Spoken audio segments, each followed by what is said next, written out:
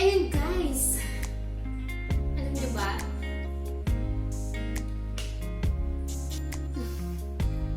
Napagod ako. And hindi ko na kunin ng video kanina kasi yung hindi ako nakasakay kaagad. So,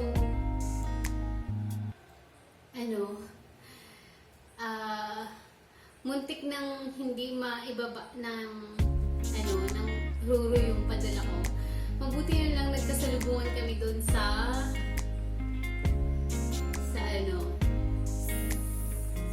palabas, sa kanto, palabas ng highway. Kaya yun, sabi ko, uy, 11:13, ito na yun. Tapos, sakto tumawag din siya. Yeah, sakto tumawag din yung helper na kung saan na raw ako at kung pwede raw doon ko na raw pick upin sa sa parking area nila. Oh my God, malayo pa yun kung pupunta pa ako doon. So, salamat talaga at nakita ko sila. 11:13. Ay, nako. Sobrang napagod ako kasi naglakad ako galing sa kanto, galing sa highway, papasok ng terminal. So, yun. Doon ko sila nasa lubong sa may kanto. So, yun. Tapos, ito naman ang tabo. Ito yung tabo.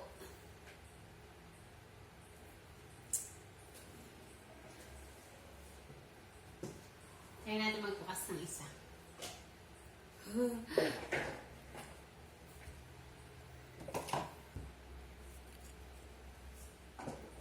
Oh, madagta. Ayan. Ito yung tabo, guys. Ang tabo na ito ay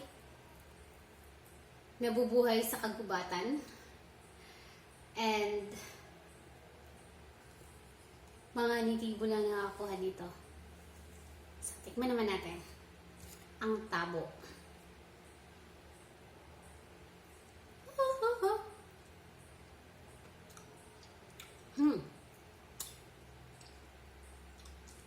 Ito naman yung buto niya, guys.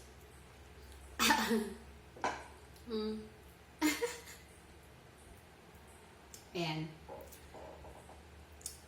Grabe, ang daming pinadala ng mama ko na prutas. Gusto nyo? Mahal talaga ako ng mama ko.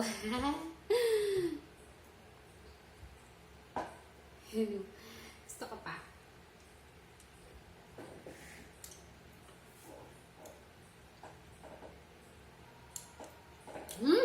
Asim. Pero masarap siya. Gusto ko naman talaga maasim. Pero, yun.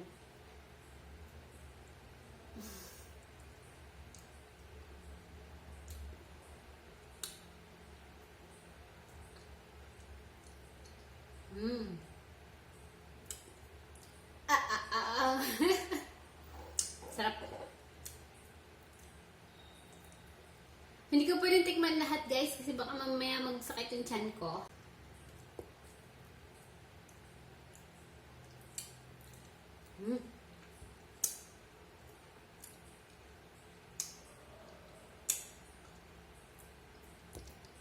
Ito.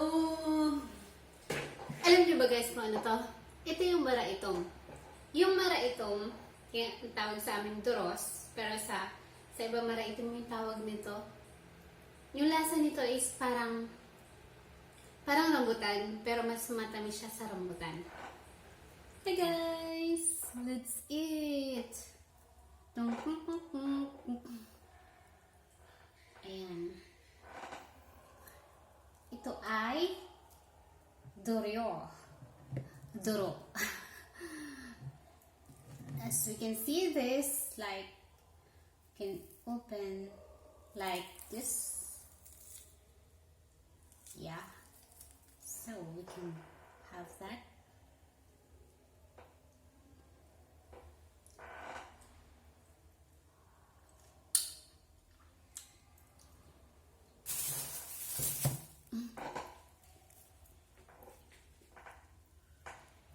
I can pick one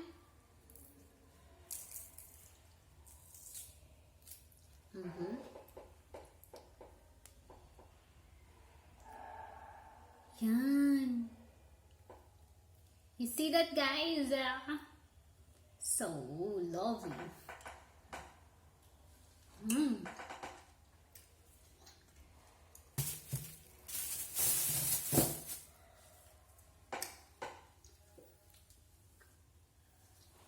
Ang init. Guys, sarap talaga nito. Ang dami, diba?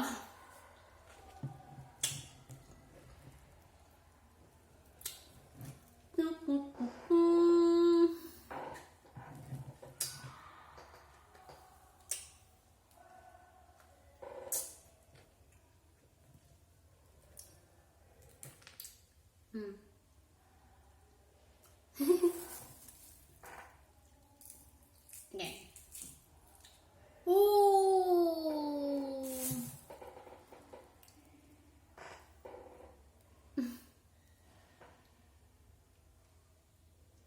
Ayan, guys.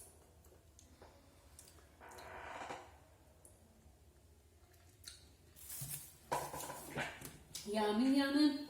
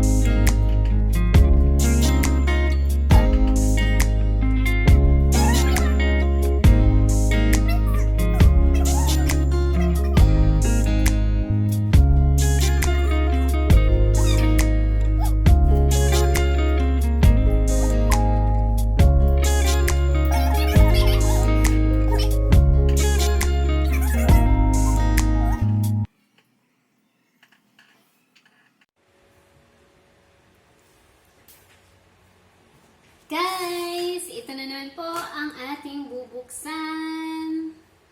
Gusto niyo bang kumain nito? Jackfruit. Pero ibang klaseng jackfruit siya. Medyo ito ay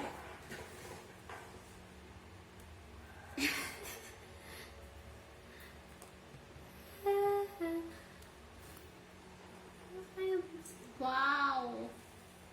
Ouch! Yan pa siya, guys. It look like smarang, pero parang jackfruit yung style niya. Oh. Very awesome.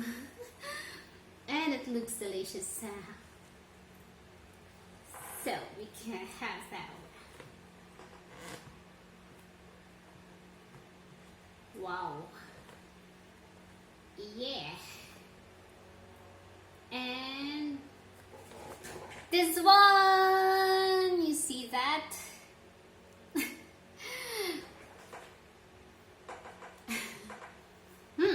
Yummy.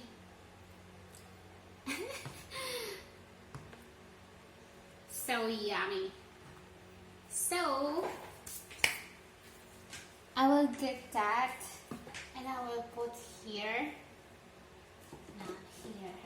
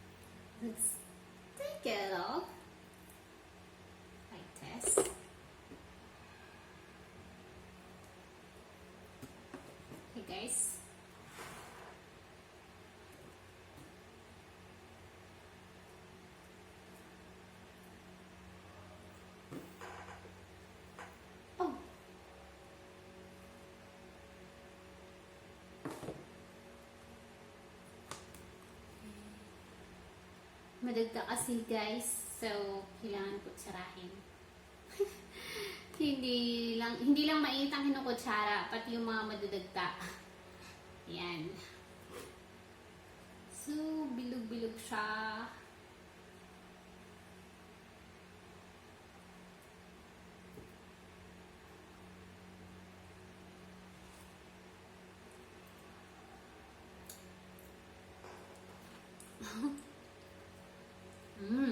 Parang buto niya.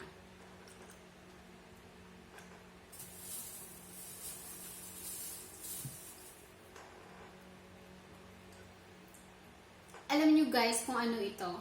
Ito, ang tawag sa amin ay badak. Yeah. Wild jackfruit.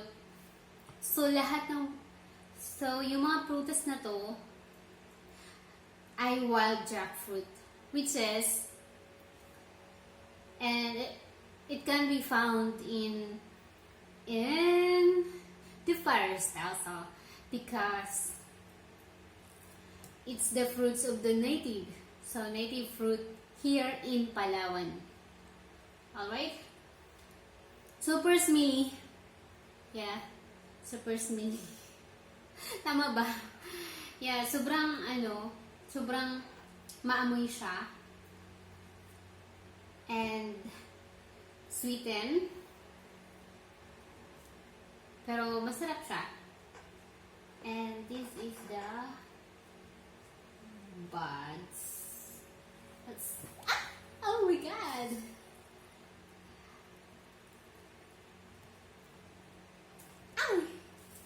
Can't.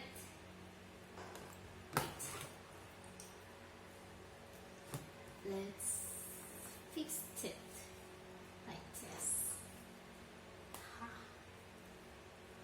Oh, there's two.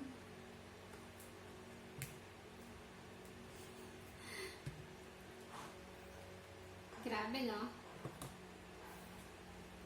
Pero guys, oh, look at that! You see that? I love it. Anyway. Alam nyo guys, hindi ko to pwedeng dalhin sa office. Kasi, pag dinala ko to sa office, mangangumi ang buong office at matagal siyang matanggal. Dahil sobrang mabango siya. Hindi ko alam kung mabango yung pang-amoy ng iba or it's a super smelly fruit. So,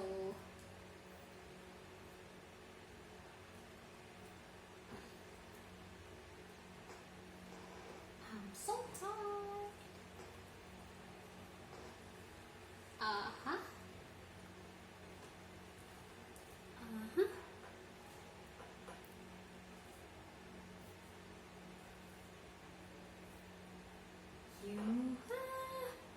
This one. This one. Yung kaway ko guys, marami ng ugat-ugat. Yan kasi masipag. Yan daw yung palatandaan kung sobrang masipag kasi ako eh. Charot. Kaya yun. Nung bata pa kasi ako,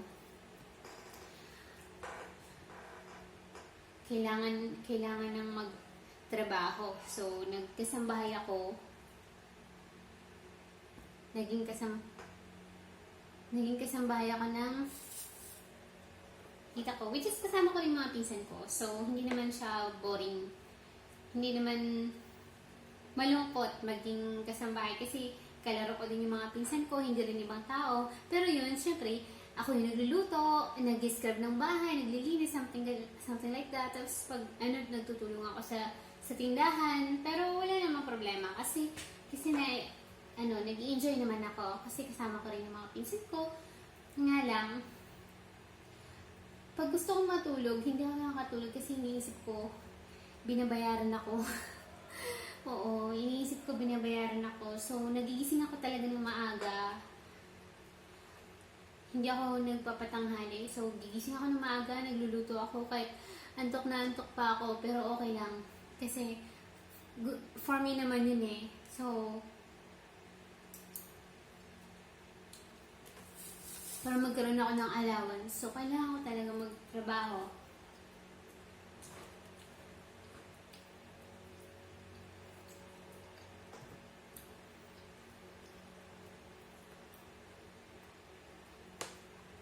Sabi ko noon, kapag nagtatrabaho ako, talagang ayusin ko yung trabaho ko kasi mahirap maghanap ng trabaho at saka mahirap yung wala kang trabaho. Yun yung inisip ko dati. Baka na masaya.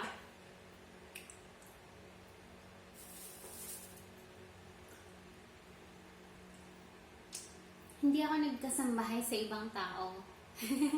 Doon lang ako sa tita ko, tsaka sa tito, sa mga tito ko. Kasi, alam ko hindi nila ako pababayaan, tsaka hindi nila ako pagugutuman. Alam ko na nandyan sila, pinoprotektahan nila ako. Yun, okay lang naman sa akin, at least, diba, ginawa ko yung part ko. And, syempre, naging masipag din ako, charot.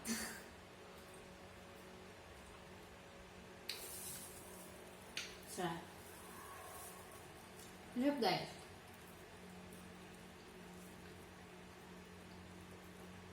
Kanina yung kinain ko is maasim yung duro. Ngayon naman ito, sweeten naman siya. So, yung ano, nawala na. Yung asim nawala na sa bibig ko. So, tapos na tayo. Kailangan natin itapon to.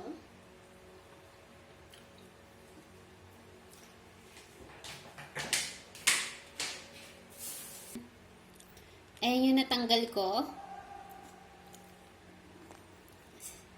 Sa camera. Yan. Yan. Masarap yun, guys. Pinaghirapan, di ba? Lahat naman ng pinaghihirapan masarap. Kaya ako, nakapagtapos ako ng pag-aaral dahil lang sa pinaghirapan ko. So, mas masarap talagang namnamin yung mga pinaghirapan. Diba? Ayun, guys. Alam nyo ba, guys? Nung nagtitrabaho na ako, may pera na ako. Parang ayaw ko talaga siyang gastusin. Pero no choice ako kasi first time na syempre first time ko nagtrabaho tapos wala pa akong mga gamit. So, nag-boarding house lang ako. Bumili ako ng isang rice cooker. Syempre. At hanggang ngayon buhay pa yung rice cooker ko. Almost 8 years na siya. Yeah. And bumili ako ng kutsyon na manipis lang, worth 500 lang siya.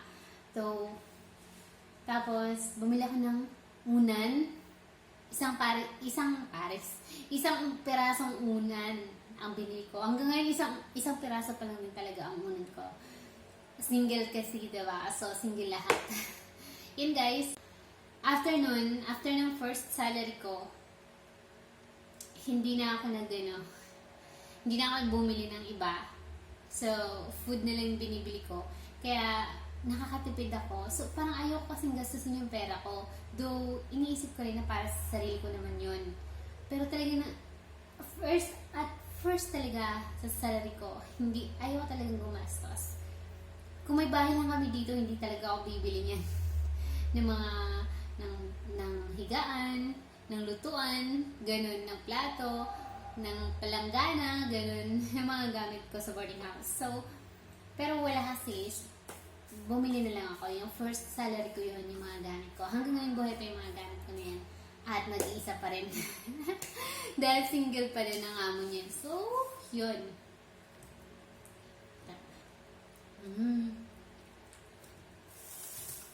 Tap. Pwede natin takpan.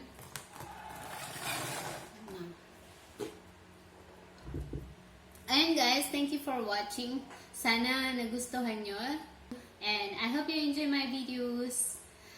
If you haven't subscribed yet, please do subscribe on my channel.